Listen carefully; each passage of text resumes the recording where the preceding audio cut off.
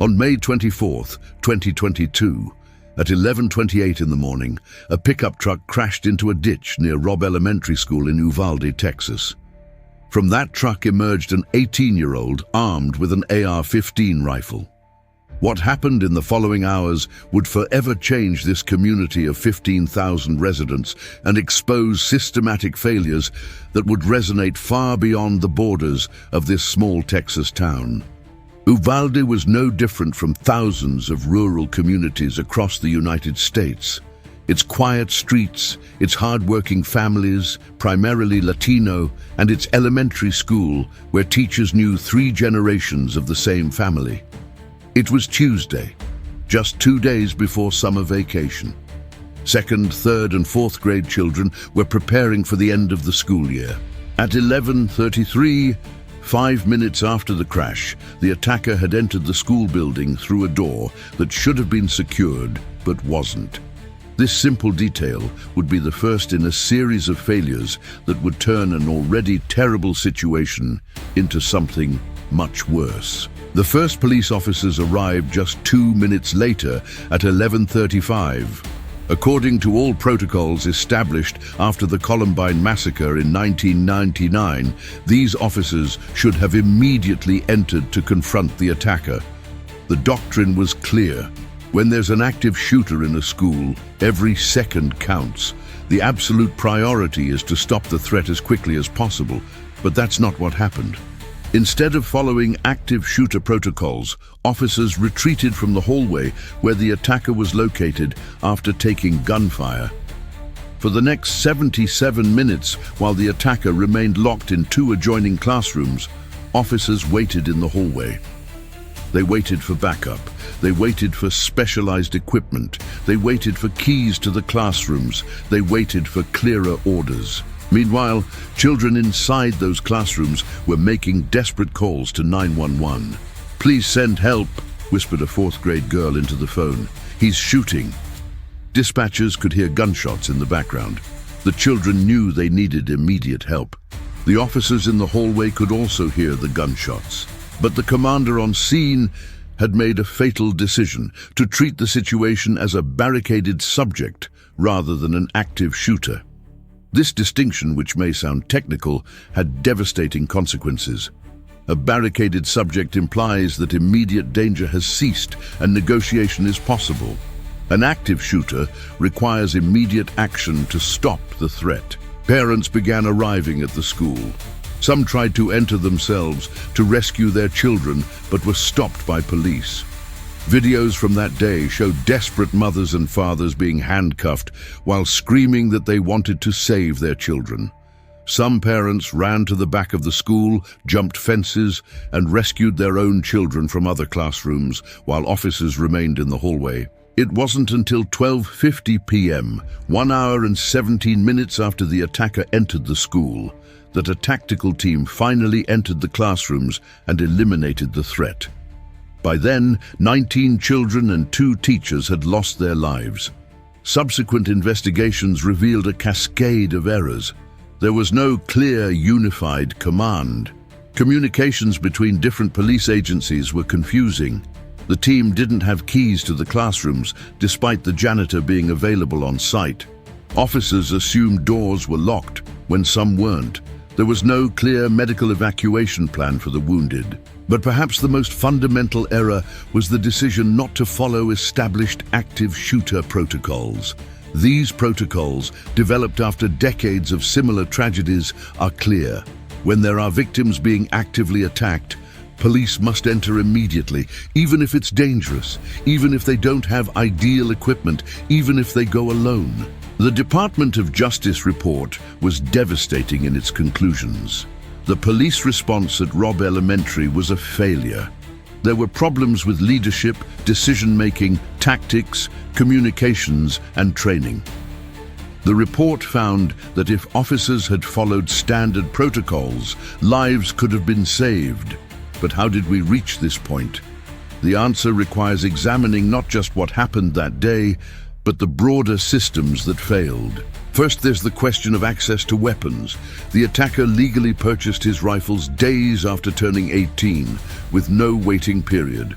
No extended background check, no training requirement. In Texas, an 18-year-old cannot legally buy a handgun, but can buy an assault rifle. This legal inconsistency had been pointed out by experts for years. Second, there's the preparation and training of officers. Despite the Uvalde School District having conducted active shooter training just months before, when the real moment came, protocols weren't followed. This suggests that training was inadequate or that the chain of command wasn't clear during crises. Third, there's the question of resources. Uvalde had its own school police district but depended on multiple agencies for major crisis responses. Coordination between these agencies failed completely. Fourth, there's the physical security of the school. The door through which the attacker entered should have been locked, but wasn't due to a problem with the locking mechanism. Many schools in the United States face the challenge of balancing security with the need for quick access during emergencies. The consequences of these failures extended far beyond Uvalde. Victims' families have sued both the school district and police agencies. Several officers were fired. The school police chief resigned. The city of Uvalde faced national and international scrutiny. But more important than individual consequences are the systematic lessons that emerge from this tragedy. The first lesson is that active shooter protocols are not suggestions. They are imperatives. Every minute of delay during an active shooter can mean lost lives. Officers must be trained not just in procedures, but in the mindset that their job is to run toward danger, not wait for perfect conditions. The second lesson is the importance of clear, unified command during crises. Too many chiefs in an emergency can be as dangerous as no leadership at all. Agencies need clear protocols about who takes command and when. The third lesson involves technology and communications. In 2022, it's unacceptable that officers cannot communicate effectively between agencies during a crisis. Interoperable communication systems are not luxuries, they are necessities. The fourth lesson relates to physical school security. Schools need a careful balance between being welcoming for learning and being secure against threats. This requires not just better hardware, but better maintenance and clearer protocols. The fifth lesson, perhaps the most controversial, involves access to weapons.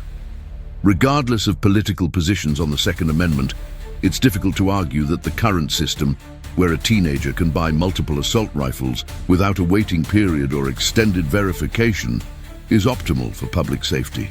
Since Uvalde, there have been changes. Texas passed new legislation raising the minimum age to purchase assault rifles to 21.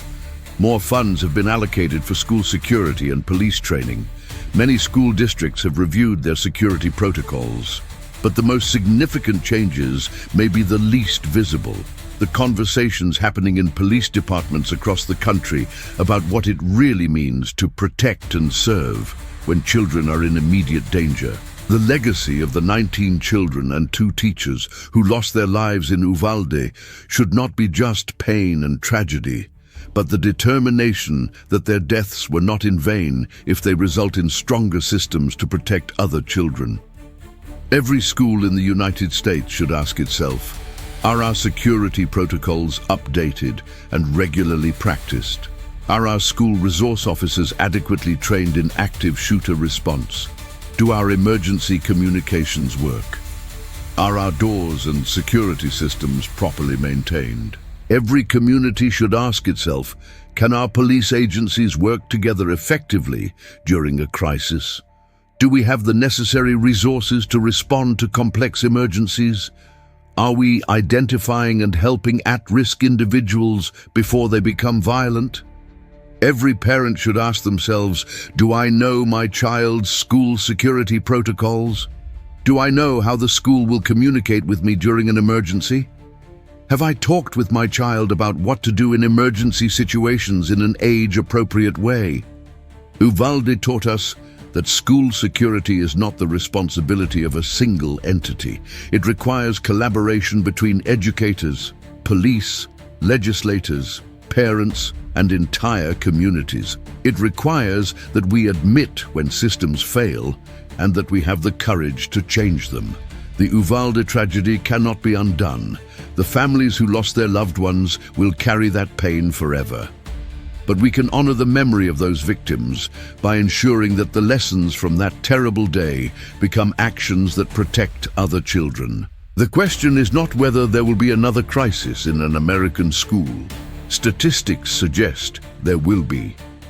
The question is whether we will be better prepared, whether we will respond more quickly, whether we will act with more courage, and whether ultimately we will save more lives. That is the true lesson of Uvalde, that from the deepest tragedy can emerge the strongest determination to protect what we value most, our children and their right to learn in safety. If this analysis has made you reflect, I invite you to be part of the change. Here at Top Life Stories, we don't just tell real stories, we seek to extract the lessons that can save lives and transform communities. Give this video a thumbs up if you believe it's important to discuss these difficult topics with the respect and seriousness they deserve. Sharing it can help more people reflect on safety in their own communities. Subscribe to Top Life Stories if you want more content that goes beyond the headlines, that seeks the deep lessons behind the events that mark our time. Hit the bell icon so you don't miss our upcoming analyses. But above all, I want to hear your perspective. In the comments, tell me, what security measures have you noticed in schools in your area? Do you think current protocols are sufficient? What other real stories do you think need this type of deep analysis? Remember that every story we tell here at Top Life Stories has a purpose, to better understand our world so we can improve it.